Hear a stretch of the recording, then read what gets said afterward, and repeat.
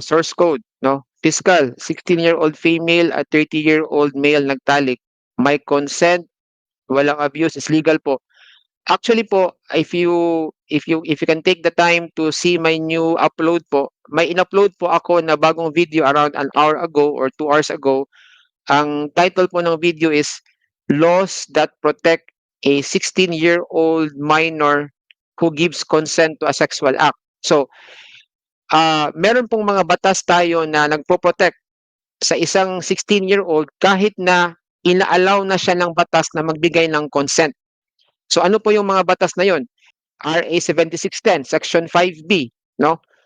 Pinagbabawal po doon yung child prostitution. For example, pag kahit na ang bata mismo, ang 16-year-old minor mismo ang may gusto, pero the purpose of the 16-year-old minor is for money or profit, no? Magiging liable pa rin yung sexual partner for child prostitution. Or yung consent was obtained through coercion or influence of an adult. Ang nakalagay po kasi doon sa Section 5B, no? Para maging liable for sexual abuse yung adult who engages in sexual intercourse with a 16-year-old minor, kailangan po merong coercion or influence from an adult, syndicate, or group. So, kung wala namang coercion or influence from an adult, valid po yung consent ng 16-year-old minor kahit na 30 years old pa yung sexual partner niya.